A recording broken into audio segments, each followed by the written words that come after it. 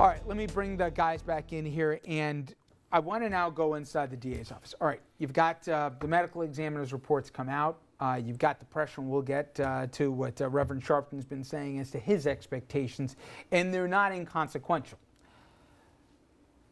You know, and you know, maybe you guys have worked with, I know you know Mr. Donovan, a respected DA in Staten Island. He's got to choose, right? Is he going to go for an indictment here? Go through the options and pull the curtain back a little bit for the audience at home, because explain the difference between presenting and actually getting an indictment, and then also going for a wash in a grand jury. What really are the options before him? Because he knows with so many cops and firefighters, his constituents in Staten Island, if he wants to be reelected here, it's not in his best interest to do this. And on the flip side, if he ever has intentions to do anything politically beyond Staten Island, not indicting in this case is going to look really, really bad. So what are his real choices? Well, and of course he's got to also think about what the right thing to do is. Yes. And the right thing to do is not to make the choice. All right, he shouldn't be the final arbiter in this case. What he needs to do is have a few of his prosecutors put the evidence together and panel a grand jury, put it into the grand jury, and let the grand jury decide. We've already got a finding from the medical examiner that it was a homicide. Let the grand jury decide whether it was justifiable or whether there are certain criminal statutes. Explain that the would apply to difference this. when somebody says present rather than really go for an indictment. It's not just it's a distinction with a difference. Yeah, there is. As a district attorney, you can put a case in to get an indictment, or you can put a case in for the grand jury to investigate and just leave it to them. And that is the best thing that he can do, because then he can back away and say, look, I left it to the citizens of Staten Island to make a determination as to whether or not criminal charges should be filed here. Can you present it in a way that you're more likely to get an indictment than not? Of course. How about wash? Explain what that is. Well, you know, you put it in with the opposite intention, to not get an indictment. So you're presenting evidence to a grand jury that is more favorable to the accused, and therefore more likely for them to return a no true bill, which means there isn't enough evidence to go forward with an indictment. You got to wash this one real good, though. And I don't see that happening. Talk about the pressures.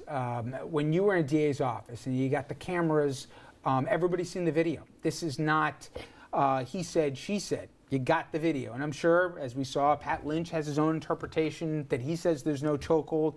I think 90% of the people looking at that say, sure looks like a chokehold to me. With the existence of the video, with the existence of the pressures they're going to be, there's an announcement there's going to be a march on the 23rd on this one as well. How does that impact the DA's office when they figure out what they're going to do next? Well, I mean, I think it has a complete, it's a tough case. Listen, one of the most important things we have is prosecutorial discretion in our society. And when a prosecutor is elected and when he has assistant prosecutors, they're doing a very, very important job for the community. And these pressures exist whether it's the video's there or whether it's a smaller case. Any case, there's two sides. There's a witness who wants what he wants, and there's the other side that maybe wants something else. And a prosecutor has to stand firm. And that's really, a case like this is where a prosecutor is really going to test his mettle and really know what he's about. Because ultimately, really, he has to do the right thing. And when you talk about a grand jury, you can't play with a grand jury. It's reasonable cause to believe a felony has been committed. And a prosecutor shouldn't be in the grand jury unless he believes there is something to prevent. And this is definitely going to go, this is going to be in Richmond County. There's not going to be change of venue, or this is going to happen in Staten Island, right? I would assume so. And given the population of Staten Island and how much on a per capita basis you have police and firefighters and family members and people close in the community, with those challenges, there's also the opposite challenge. You have a reverend who's sitting in between the mayor and the police commissioner. You have a police commissioner and a mayor who said it looks like a chokehold to them. Now you introduce that. And you've got a police department that's livid, thinking they're getting railroaded out of this process, potentials for marches and everything else. You got more videos of other chokeholds or something appearing to be it, and it's got the same commonality where you got, whether it be woman or man, people of color, and officers there for seemingly petty crimes. This is all coming to a boil. Well, what normally happens is all of those same things exist, but they exist against the accused because the accused is not a police officer. So generally, when you have the Central Park Five, for example, they're characterized as animals. You have the mayor coming out saying that they should be, you know, executed almost. You have the police union. I've never heard Mr. Lynch ever say that he thought a police officer did anything wrong. Ever. Not he one is a time. union rep. That's kind of his That's job. correct, Yeah. but I've never ever heard that said. And what you have to look at here is we've proposed legislation actually to deal specifically with this. And every time I have a case involving police shootings that result in death of my clients' family members, I ask for an independent prosecutor. And when you have an independent prosecutor, you remove all of these concerns. You don't have to worry about a DA trying to get the backing of a police union.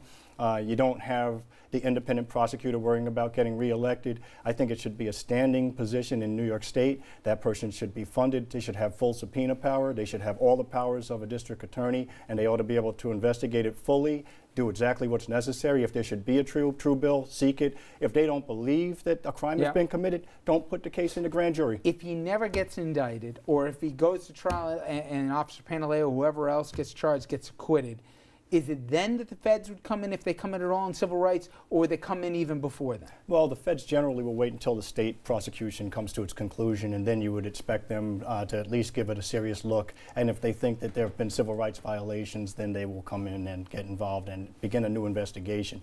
And they'll have some benefits and they'll have some hurdles. The benefit will be they'll have the state investigation. It'll be gift wrapped for them, but the burden is much different. So it's much more difficult for the feds to actually get a conviction. Thank you, Mayor. All right, when we come back here, we're going to head over to Michigan, where closing arguments have ended in the case surrounding the shooting death of an unarmed teen. Well, the defendant was put on the stand here, and he broke down. Helpful or hurtful for the defense? We'll talk about that with the table after this.